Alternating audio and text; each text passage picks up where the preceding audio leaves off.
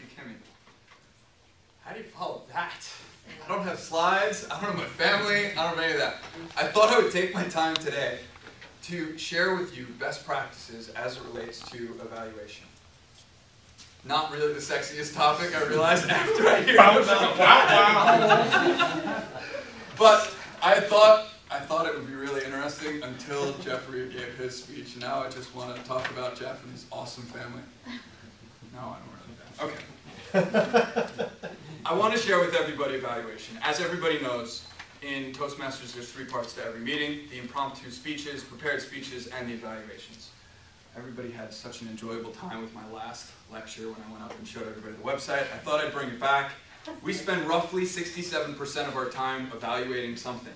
Either you're evaluating a role, a grammarian, a timer, our counter, all of them are asking for evaluations. Even our evaluators are getting evaluated. If you look in the Confident Communicator and the Leadership Handbook, anybody know how many times the word evaluation appears? 608. You're really close, actually. 627. Wow. Is that remarkable? Wow. No, I did not count that. But Somebody else has enough to do. nothing. I don't have Andrew. I need one thing to do, by the way. Evaluations become something that's really important. So I wanted to take some time and really share with you what it takes to be, one, a good evaluator, and then what it takes to deliver that good evaluation. And hopefully that's something that you guys can take with you on a day where the theme is what I learned at Toastmasters. Because for me, this is something that I learned at Toastmasters. To be the odd counter, to be the timer, to be the grammarian, you really need to listen. There's an expression that you heard somewhere: we were given 2 ears and 1 mouth so that you listen more and speak less. I didn't get the memo on that. I really didn't get the memo on that. I tend to talk a lot. And I didn't realize until I joined a Toastmasters group in college that you really need to listen. And you need to listen more. And in order to be a good listener, you actually have to work at it.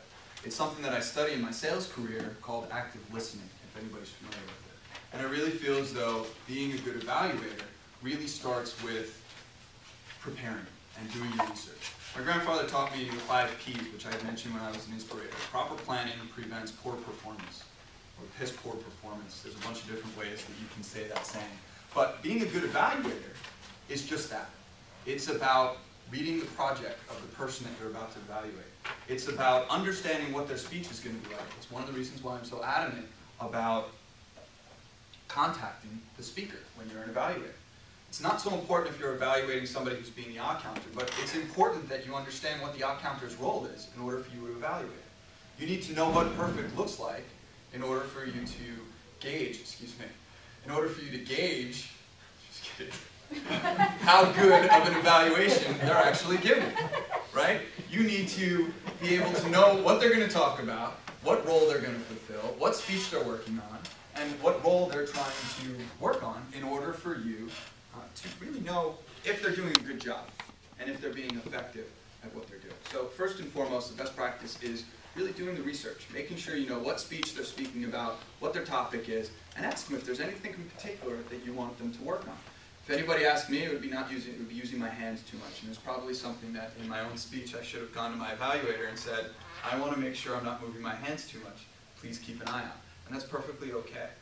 So it's really important when you're looking at all these different roles and you're becoming an evaluator that you really listen to what the person has to say and that you know what they want to talk about so that you can give a proper evaluation.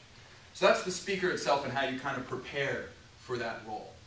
It's also very important that you pay attention. As I talked about at the very beginning, you want to make sure that you're listening throughout the entire thing. Make sure you're taking notes. I used to think I have a great memory. I don't have a great memory.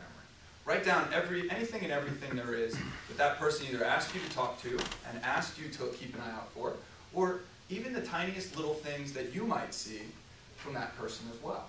From the way that they're standing, or the way that they're paying attention to different noises that you hear in the room, like I'm doing such a good job at, or how they're holding themselves in their character.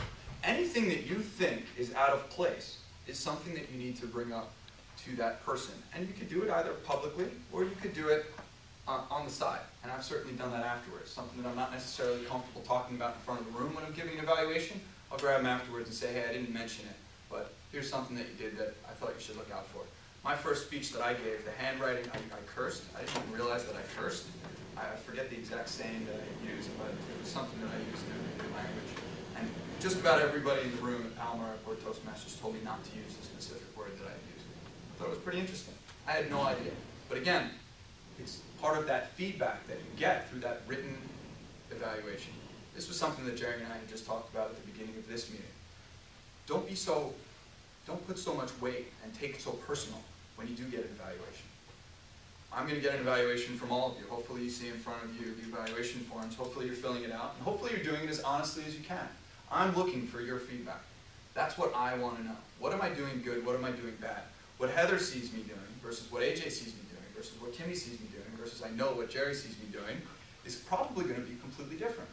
You're going to be distracted by different things I do, or you might not be distracted or focused or keen in on other things that I do. So it's very, very important that you're as honest and as upfront as you can be in the written evaluations. And it's really important when you're the speaker, you're the person that's getting evaluated, that you really take it to heart. And that this is something that's being shared with you and told to you for room for improvement, and it's been done in a constructive way. Which I think is another point of something that we had heard a lot echo today. This is a place you come to fail. This is a place where you can really come to say what you have to say. I wish Matt was here today, because his next speech is actually going to be one of the addresses that he wanted to give to TGG as a company. And he told me that he was going to speak about it. And he told me that this is the place that he wanted to come to speak about that. So this is the place that I invite all of you to come and speak about your heart. Jeffrey, I think you did a great job just now. That speech clearly is something that you take very personal. So an evaluation beyond that might be about how you can improve on that. I hope you take a look at my note. I think you'll enjoy it. So the keys to being a good evaluation are understanding what that person is going to be speaking about, understanding what their role is all about, and then really listening straight through that speech and not taking it personal and not taking it to heart, but actually using it as something that you can improve upon. I hope everybody, after hearing this speech, makes a better evaluation and takes a little something from Toastmasters that they might not have. Thank you very much.